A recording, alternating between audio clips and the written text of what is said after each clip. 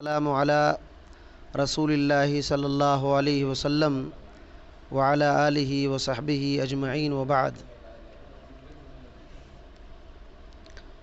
اللہ کے فضل و کرم سے ہم لوگوں نے کل رات میں قرآن مجید کی تلاوت کے تعلق سے کئی باتیں سنا ہے کہ تلاوت لفظی اور تلاوت حکمی کا کیا معنی ہوتا ہے۔ شیخ صالح عثیمین رحمۃ اللہ علیہ نے مجالس رمضان کے اندر تلاوت حکمی اور تلاوت لفظی کا ذکر کرنے کے بعد تلاوت کے آداب، قرآن مجید کی تلاوت کرنے کے کیا آداب ہونے چاہیے، اس کو ذکر کیے ہیں۔ تقریباً 8 آداب ذکر کیے ہیں۔ اس سے پہلے انہوں نے قرآن مجید کو اللہ تعالیٰ نے کبھی ہدایت کہا، کبھی نور کہا، کبھی تنزیل کہا، کبھی آیات بینات کہا۔ اللہ تعالیٰ نے خود قرآن کے نام رکھے، تو گویا کہ قرآن کی صفات ہیں۔ یہ قرآن کی صفات کئی ایک ہیں۔ انہوں نے تقریباً 28-29 صفات کو ذکر کیا اور کہیں کہ یہ تو کچھ میں بیان کر رہا ہوں اور بہت ہیں۔ اب سوچئے کہ یہ تمام چیزیں نہ جاننے کی وجہ سے قرآن مجید کے پڑھنے میں دلچسپی پیدا ہم لوگوں کو نہیں ہوتی ہے کہ قرآن کو پہلے سمجھنا کہ قرآن کیا ہے، اللہ رب العالمین کی طرف سے یہ کتنی بڑی چیز ہے، یہ جب سمجھیں گے تب دلچسپی پیدا ہوگی اور اس کے حق کے ساتھ پڑھیں گے۔ تو اسی وجہ سے قرآن مجید کی صفات کے تعلق سے کچھ باتیں انہوں نے ذکر کیا ہے۔ ان میں سے چند جو اہم نقطے ہیں اس کو ہم لوگ سنتے ہیں، پھر قرآن مجید کی تلاوت کرنے کے کیا آداب ہیں وہ انشاءاللہ بات آئے گی۔ فرماتے ہیں کہ بھائیو، یہ قرآن جس کو ہم آپ پڑھتے ہیں، سنتے ہیں، حفظ کرتے ہیں، لکھتے ہیں، یہ رب العالمین جو اولین اور آخرین کا معبود حقیقی ہے، اولین اور آخرین کا جو معبود حقیقی ہے اس کا کلام ہے۔ تو یہ جو بات ہے نا کہ یہ اللہ تعالیٰ کا کلام ہے جو ہمارا سچا معبود ہے، دماغ میں کبھی بھی قرآن پڑھتے وقت یہی بات ہونی چاہیے کہ ہمارے معبود حقیقی کا کلام ہے۔ یہ معمولی بات نہیں، اللہ کا کلام ہونا، اللہ کا کلام ہونا یہ معمولی بات نہیں ہے۔ اور کہتے ہیں کہ اور یہ اللہ کی مضبوط رسی یہی ہے، جس میں اللہ تعالیٰ نے قرآن مجید میں کہا ہے نہیں کہ اللہ کی رسی کو مضبوطی سے پکڑ لو، یہ مضبوط رسی یہی قرآن ہے، یہی مضبوط رسی قرآن ہے، اور اللہ کا یہی سیدھا راستہ ہے، اللہ کا سیدھا راستہ۔ اللہ تعالیٰ نے کہا نا کہ سیدھے راستے پر چلو، تو اللہ کا سیدھا راستہ یہ قرآن ہے۔ اور اسی طریقے سے یہ مبارک ذکر ہے، بالکل صاف ستھرا صاف شفاف نور ہے۔ اس قرآن کو اس نے حقیقی طور پر اپنے شایان شان، اپنی جلالت اور عظمت کے مطابق کلام کیا ہے۔ اللہ کا کلام کیا ہے، اللہ تعالیٰ نے کلام کے ذریعے سے اس کو بولا ہے اور اتارا ہے۔ اللہ نے اپنے مقرب فرشتے حضرت جبریل پر القاء فرما کر آپ صلی اللہ علیہ وسلم، محمد الرسول اللہ صلی اللہ علیہ وسلم کے دل پر اتارا۔ اب سوچئے کہ حضرت جبریل امین کے ذریعے سے، جو امین کہے جاتے ہیں، امانت دار، یعنی اس میں کسی قسم کا مکس نہیں ہے، یہ دماغ میں ہونی چاہیے پوری باتیں۔ اور محمد الرسول اللہ صلی اللہ علیہ وسلم کے دل پر اتارا۔ آپ سمجھیے کہ آپ صلی اللہ علیہ وسلم کے دل کو اللہ تعالیٰ نے 2 بار پاک صاف کیا۔ تو اتنا قرآن مجید کی عظمت یہ سب ہے، اور اللہ تعالیٰ نے عربی زبان میں اتارا تاکہ لوگوں کو ڈرائیں۔ تو یہ بات ہے، اللہ تعالیٰ نے قرآن مجید کو بہت ساری صفتوں سے اس کو بیان کیا ہے تاکہ لوگ اس کی عزت کریں، احترام کریں، اور ان اوصاف کو سمجھیں اور ان اوصاف کو سمجھ کر کے قرآن مجید کو پڑھیں۔ تو کئی اوصاف ہیں، تو صرف آیتوں کے ذریعے سے انہوں نے ذکر کیا ہے کہ یہ قرآن مجید کی صفات ہیں۔ ان میں سے کچھ باتیں ہم لوگ دیکھتے ہیں۔ سورۃ البقرہ کی آیت نمبر 185 میں یہ بار بار آیت آتی ہے، شہر رمضان الذی انزل فیہ القرآن ہدی للناس وبینات من الہدی والفرقان۔ تو اللہ تعالیٰ نے کہا کہ رمضان کا مہینہ وہ مہینہ ہے جس میں قرآن اتارا گیا، جو لوگوں کو ہدایت کرنے والا ہے اور جس میں ہدایت کی اور حق و باطل کی تمیز کی نشانی ہے۔ تو اللہ تعالیٰ نے اس آیت کریمہ میں قرآن مجید کے بارے میں کہا کہ یہ ہدا ہے، یہ ہدا ہے۔ تو قرآن مجید کی ایک صفت ہدا ہے اور ایک صفت بینات ہے۔ اس میں صاف صاف آیتیں، اس میں صاف صاف آیتیں ہیں۔ اور قرآن مجید کی ایک صفت فرقان ہے، فرقان، حق باطل کے درمیان فرق کرنے والا۔ تو یہ قرآن مجید ہدایت، بینات اور فرقان ہے، یہ قرآن مجید کی صفت ہے۔ اسی طریقے سے ایک آیت ہے سورہ آل عمران کی آیت نمبر 50/8 میں اللہ تعالیٰ نے کہا ذَلِكَ نَتْلُوهُ عَلَيْكَ مِنَ الْآيَاتِ وَالذِّكْرِ الْحَكِيمِ، یہ قرآن ہے جسے ہم تیرے سامنے پڑھ رہے ہیں، آیتیں ہیں اور حکمت والی نصیحت ہے۔ تو اس آیت کریمہ میں قرآن مجید کو الذکر الحکیم کہا، ذکر الحکیم، حکمت اور نصیحت، حکمت بھی ہے اور نصیحت بھی ہے۔ تو یہ قرآن مجید کی خوبی ہے۔ تو قرآن مجید جب بھی پڑھیں گے تو یہ سب باتیں ہونی چاہیے کہ یہ ذکر ہے، نصیحت ہے اور حکمت والی نصیحت ہے۔ جو کچھ اللہ نے حکم دیا ہے، اس میں نصیحت کیا ہے، ہمارے ہی فائدے کے لیے کیا ہے۔ اسی طریقے سے سورہ نساء میں ایک آیت ہے، اللہ تعالیٰ نے فرمایا یا ایھا الناس قد جاءکم برہان من ربکم وانزلنا الیکم نورا مبینا، اے لوگو تمہارے پاس تمہارے رب کی طرف سے بالکل واضح دلیل آ پہنچی ہے، واضح دلیل آ پہنچی ہے اور ہم نے تمہاری جانب واضح اور صاف نور اتار دیا ہے۔ تو اللہ تعالیٰ نے اس آیت کریمہ میں قرآن مجید کو برہان کہا، قرآن مجید کو برہان، برہان بولے تو ایسی دلیل جس کو کوئی کاٹ نہ سکے، بالکل واضح دلیل۔ تو قرآن مجید برہان ہے۔ یہ کہاں سے برہان ہے؟ اللہ تعالیٰ نے کہا برہان من ربکم، تیرے رب کی طرف سے برہان ہے، کسی دوسرے کی طرف سے نہیں۔ تو پڑھتے وقت جب بھی ہم قرآن پڑھیں دماغ میں یہی ہونا چاہیے کہ یہ ہمارے رب کی طرف سے برہان ہے، ہمارے رب کی طرف سے برہان ہے، تو اس کا اثر اپنی زندگی میں ہوگا۔ ایسے قرآن پڑھ رہے ہیں جیسے دوسری کتاب کی طرح، تو اس کی عظمت احترام نہیں ہو سکتا ہے اور اس پر عمل کرنا بڑا مشکل اور محال ہو جائے گا۔ جب دماغ میں یہ باتیں ہوں گی کہ ہمارے رب کی طرف سے ہے، رب ہم سے یہ کلام کرتا ہے، تب بات سمجھ میں آئے گی کہ کتنا بڑا کلام ہے۔ اور کیا کہا؟ نورا مبینہ۔ تو قرآن مجید کی ایک صفت ہے برہان اور نور مبین، نور مبین بالکل واضح روشنی۔ اور سورہ مائدہ کی آیت نمبر 15 میں کہا قد جاءکم من اللہ نور و کتاب مبین، کہ تمہارے پاس اللہ کی طرف سے نور اور واضح کتاب آ چکی ہے۔ تو اللہ تعالیٰ نے اس آیت کریمہ میں قرآن مجید کو نور کہا اور کتاب مبین کہا۔ کتاب کس کو کہتے ہیں؟ جس میں کوئی چیز لکھی رہتی ہے، اور مبین مانے واضح، صاف صاف۔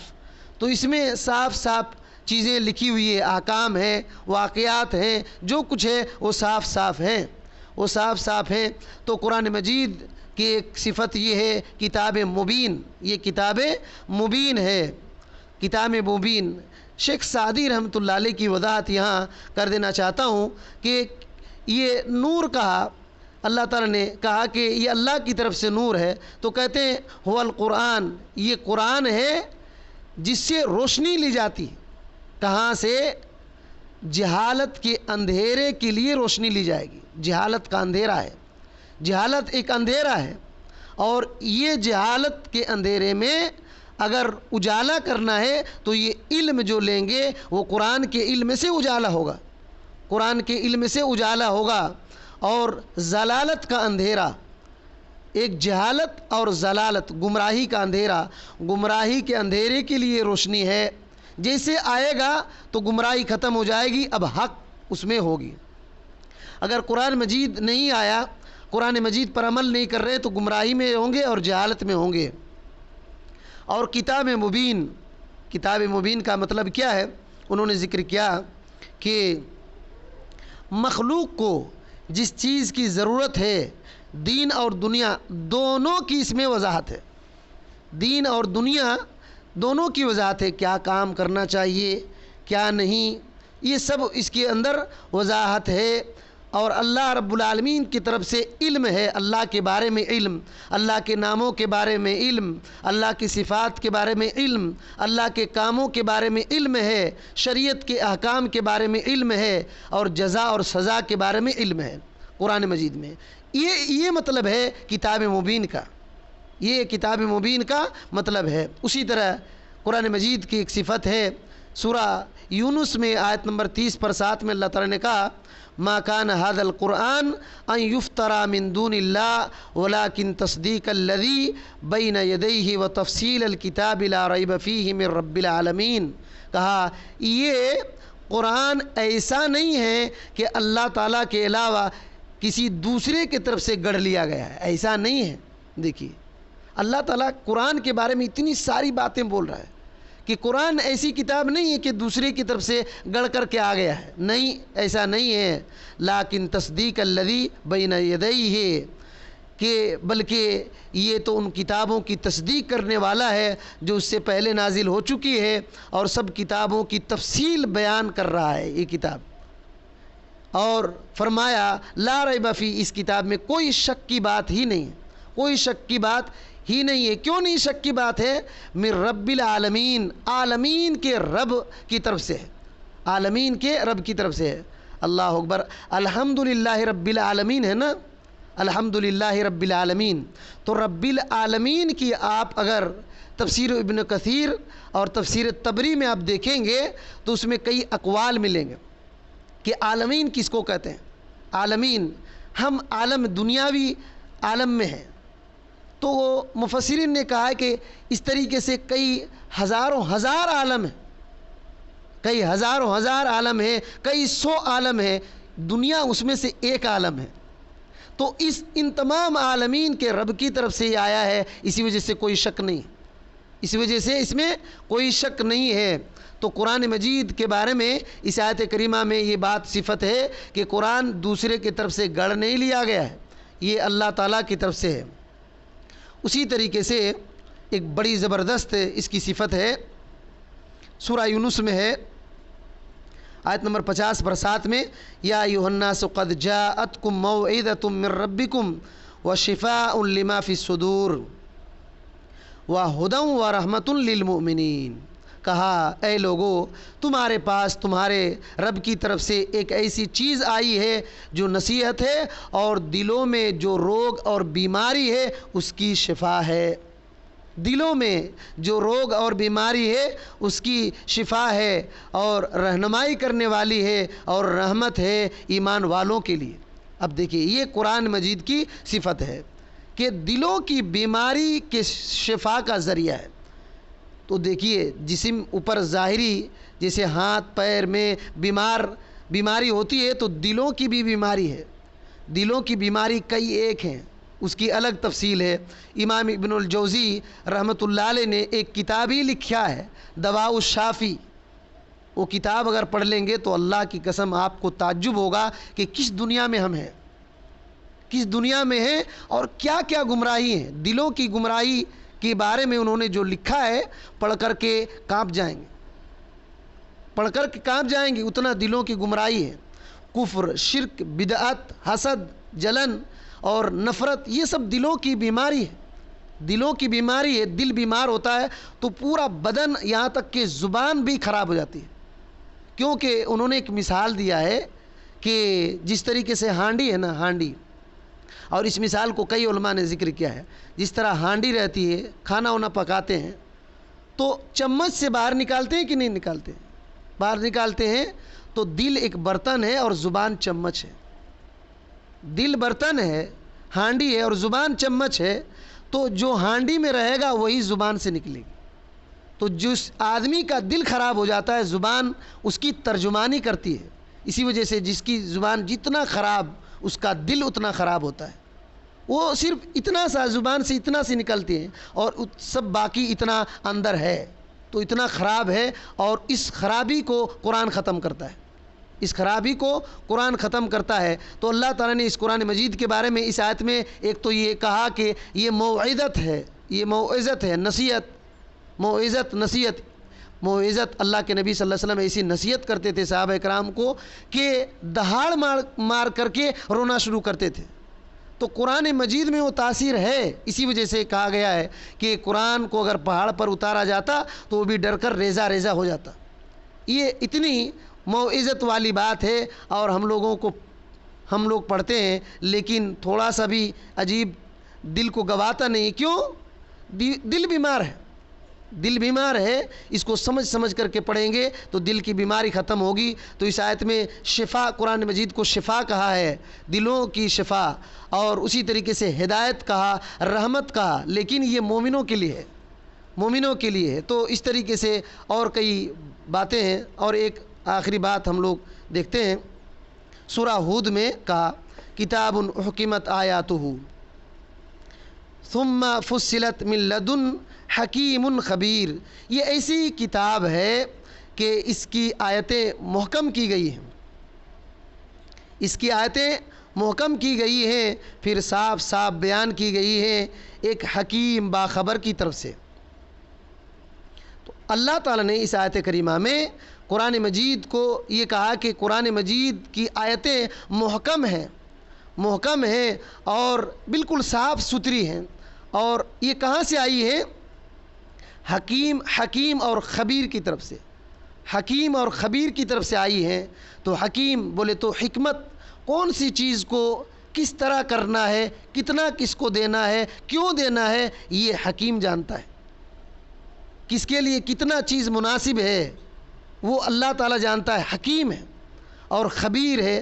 ہمارے دلوں کی بھی خبر اللہ تعالیٰ کو ہے، جو ہمارے دلوں میں کھٹکا پیدا ہوتا ہے، پہلے کیا پیدا ہوگا، پیدا کیا ہوا تھا، کیا ہونے والا ہے، سب کی خبر رکھتا ہے۔ اس کی طرف سے یہ آیتیں آئی ہوئی ہیں۔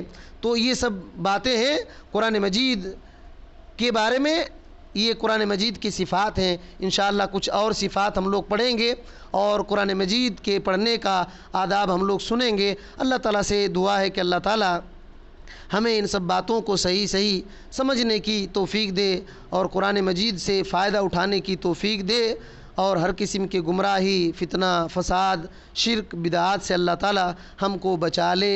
آمین۔ السلام علیکم ورحمۃ اللہ وبرکاتہ۔